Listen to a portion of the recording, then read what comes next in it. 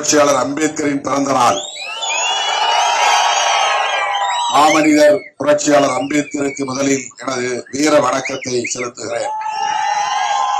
காலையில் 2-3 இடங்களில் அம்பேத்கரின் திருவுருவச் சிலைகளுக்கு மாலை அணிவித்து அரசமைப்பு சட்ட பாதுகாப்பு உறுதிமொழி ஏற்றுவிட்டு தேர்தல் அறிக்கையையும் வெளியிட்டுவிட்டு இங்கு வந்து சேர இவ்வளவு காலத்தாழ்வு நேர்ந்து விட்டது. நம்முடைய வேட்பாளர் அண்ணன் TJ கோவிந்தராஜன் அவர்களிடத்திலும் என்னுடைய காலத்தாழ்வுக்கான காரணத்தை எடுத்து சொன்னேன். காலத்தாழ்வுக்கு வருந்துகிறேன். இந்த வெயிலையும் பொருட்படுத்தாமல் இங்கே நெடுநேரமாக காத்திருப்பது ஒரு வகையிலே எனக்கு மகிழ்ச்சி என்றாலும் கவலையும் அளிக்கிறது. காலத்தாழ்வுக்காக வருந்துகிறேன். திராவிட முன்னேற்ற கழக தலைவர், தமிழ்நாடு முதலமைச்சர், மதசார்பற்ற முற்போக்கு கூட்டணியின் தலைவர் முத்துவேல் கருணாநிதி ஸ்டாலின் அவர்களின் வாழ்த்துக்களை பெற்ற வேட்பாளர் மதிப்பிற்குரிய அண்ணன் TJ கோவிந்தராஜன் அவர்கள். இந்த பகுதி வாழ் மக்களுக்கு நன்கு அறிமுகமானவர். தொடர்ந்து உங்களின் பேராதரவோடு சட்டமன்றத்திலும் பங்கேற்று பணியாற்றி வருபவர். மீண்டும் களம் காண்கிறார். அவருக்கு ஏற்கனவே நீங்கள் அவரை சட்டமன்றத்திற்கு அனுப்ப முடிவெடுத்து விட்டீர்கள் என்றாலும் கூட அதை உறுதிப்படுத்துவதற்காக நான் இங்கே வந்திருக்கிறேன். முதலில் விடுதலை சிறுத்தைகளுக்கு நான் விடுக்கிற வேண்டுகோள், இன்னும் 7-8 நாட்கள் தான் இடைவெளி உள்ளன. இந்த 7-8 நாட்களில் அல்லும் பகலும் அயராது உழைக்க வேண்டும், உழைக்க வேண்டும். அவரவர் இருக்கிற பகுதிகளில் திரும்ப திரும்ப மக்களை சந்தித்து வாக்கு சேகரிக்க வேண்டும். சொந்த கிராமங்களிலேயே வீடு வீடாக சென்று வாக்குகளை சேகரிக்க வேண்டும். இங்கே திராவிட முன்னேற்ற கழகத்தின் வேட்பாளர் தான் இருக்கிறார், விடுதலை சிறுத்தைகளின் வேட்பாளர் இல்லை என்று யாரும் எண்ணிவிடக் கூடாது. 234 தொகுதிகளிலும் நாம் அங்கம் வகிக்கிற மதசார்பற்ற முற்போக்கு கூட்டணி வெற்றி பெற்றாக வேண்டும். விடுதலை சிறுத்தைகள் இடம்பெறுகிற அணிதான் வெற்றி பெறும் என்பதை மீண்டும் வரலாற்றில் நாம் உறுதி செய்ய வேண்டும். அது நம்முடைய எதிர்காலத்திற்கு மிக மிக இன்றியமையாத தேவை. 2019 நாடாளுமன்ற பொதுத் தேர்தல், 2021 சட்டப்பேரவை பொதுத் தேர்தல், அதன் பிறகு நடைபெற்ற உள்ளாட்சி அமைப்புகளுக்கான தேர்தல், பிறகு 2024 நாடாளுமன்ற பொதுத் தேர்தல் என்று நாம் அங்கம் வகிக்கும் இந்த கூட்டணி அடுத்தடுத்து அடுக்கடுக்கான வெற்றிகளை குவித்திருக்கிறோம். இன்றைக்கு தமிழக அரசியலில் விடுதலை சிறுத்தைகள் கட்சி தவிர்க்க முடியாத ஒரு சக்தி என்பதை நாம் உறுதிப்படுத்தி இருக்கிறோம். தோழர்களே, நாம் இன்றைக்கு ஒரு மாநில கட்சியாக அங்கீகாரம் பெற்றிருக்கிறோம். நமக்கென்று சொந்த சின்னம் கிடைத்திருக்கிறது. நாடு விடுதலை பெற்ற பிறகு இந்திய தேசம் புரட்சியாளர் அம்பேத்கரின் பெயரில் அரசியல் இயக்கங்கள் நடத்துகிற கட்சிகள் இந்தியா முழுவதும் உண்டு. ஆனால் விடுதலை பெற்ற இந்த 75 ஆண்டுகளில் உத்தரப்பிரதேசத்தில் பகுஜன் சமாஜ் கட்சி, மகாராஷ்டிராவில் ராம்தாஸ் அத்வாலே அவர்களின் குடியரசு கட்சி, பீகாரில ராம்விலாஸ் பாஸ்வான் அவர்களின் லோக் ஜன் சக்தி, அதற்கு பிறகு தமிழ்நாட்டில் விடுதலை சிறுத்தைகள் கட்சி. இந்த 4 கட்சிகள் தான் தேர்தல் ஆணையத்தின் அங்கீகாரத்தை பெற்ற கட்சிகள். அதிலே பகுஜன் சமாஜ் கட்சி தேசிய அளவில் ஒரு தேசிய கட்சியாக அங்கீகாரம் பெற்றது. அதன் பிறகு மாநில கட்சி அங்கீகாரத்தை பாஸ்வான் அவர்களின் கட்சியும், ராம்தாஸ் அத்வாலே அவர்கள் கட்சி மணிப்பூரிலே அங்கீகாரத்தை பெற்றிருக்கிறது. மகாராஷ்டிராவிலே இல்லை. மகாராஷ்டிரா பெரிய மாநிலம், தமிழ்நாட்டை போல. மணிப்பூர் மிகச்சிறிய, பாண்டிச்சேரியை போல மிகச்சிறிய மாநிலம்.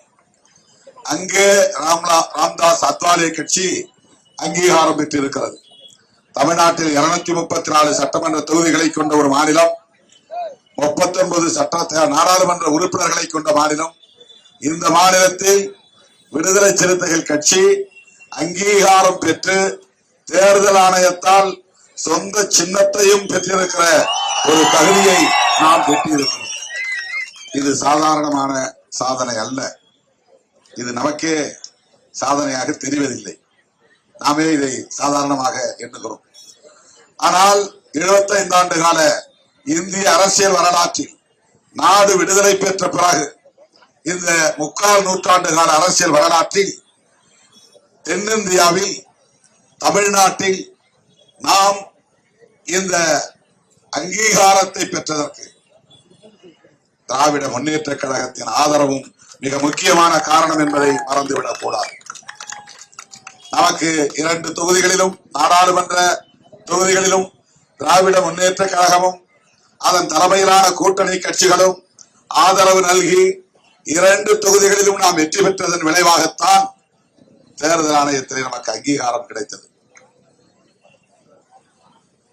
இந்த நன்றி பெருக்கோடு நாம் திராவிட முன்னேற்ற கழகத்தின் தலைமையிலான கூட்டணியின் வெற்றிக்கு பாடுபட வேண்டும், பாடாற்ற வேண்டும், செயல்பட வேண்டும்.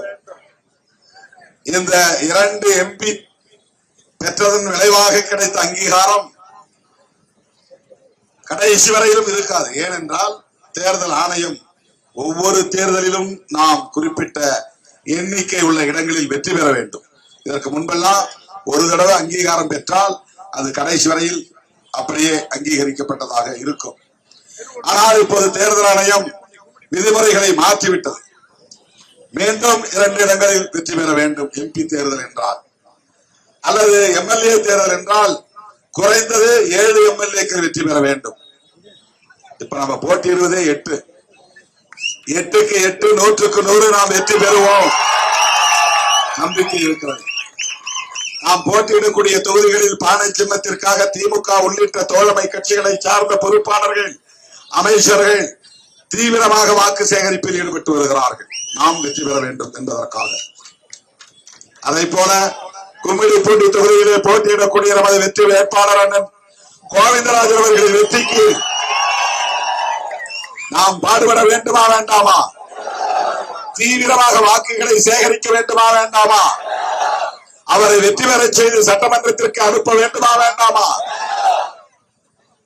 தேர்தல் முடிவு வந்த பிறகு முதலமைச்சரை சந்திக்கிற போது அண்ணன் கோவிந்தராஜன் அவர்கள் அவரிடத்திலே பேசுகிற போது, அண்ணா, சிறுத்தைகளின் வாக்குகள் கொத்து கொத்தாக நமக்கு வந்து விழுந்தன.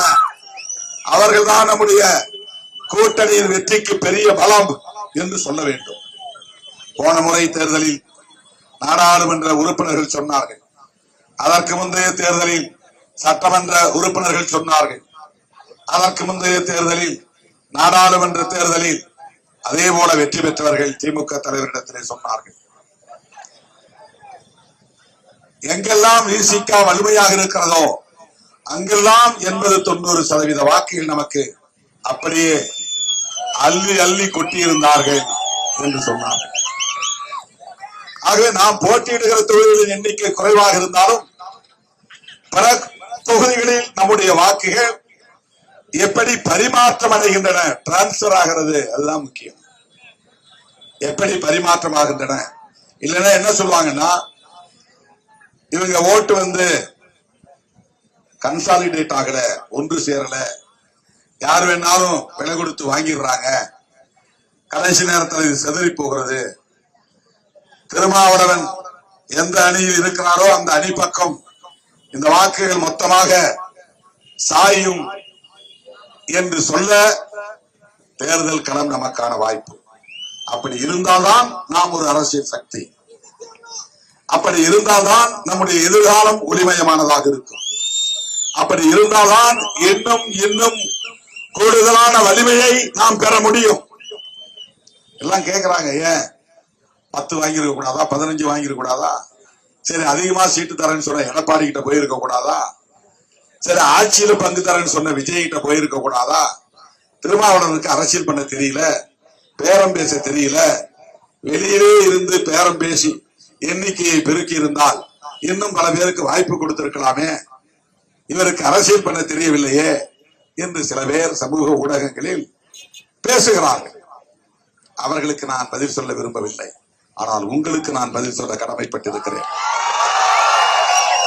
நீங்கள் என்னை நம்பி களத்தில் இருப்பவர்கள், என் தலைமையை ஏற்று என்னோடு பயணிப்பவர்கள், என் மீது அதீதமான நம்பிக்கையை வைத்திருப்பவர்கள், அதைவிட என் மீது உயிருக்கு உயிராக பற்றை வைத்திருப்பவர்கள், பாசம் வைத்திருப்பவர்கள்.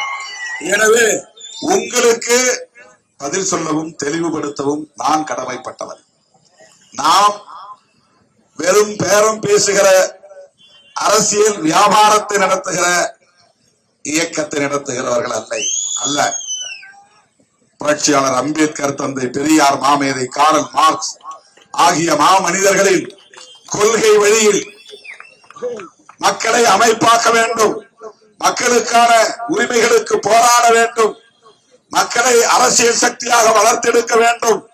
அதன் மூலம் புரட்சியாளர் அம்பேத்கர் கண்ட கனவை நனவாக்குகிற வகையில் சமூக மாற்றத்தை உருவாக்க வேண்டும், சகோதரத்துவத்தை நிலைநாட்ட வேண்டும், சமத்துவத்தை வென்றெடுக்க வேண்டும் என்பதுவே நம்முடைய நோக்கம். அதுதான் நம்முடைய இலக்கு. அரசியல் களத்தில், தேர்தல் களத்தில் நாம் தவிர்க்க முடியாத ஒரு சக்தியாக இருந்தால் போதும். ஆசைப்பட்டு பேராசைப்பட்டு